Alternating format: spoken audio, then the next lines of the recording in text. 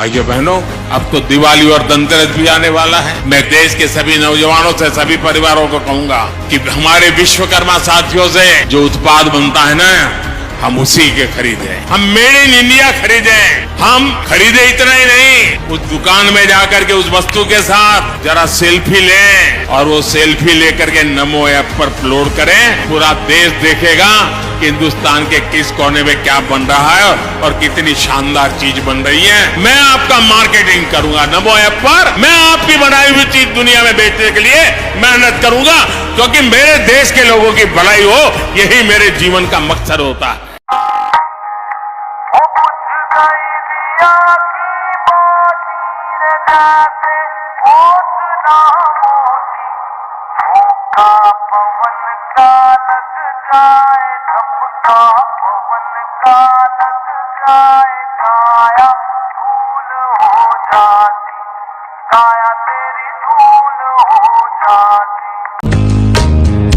ओ बुझ गई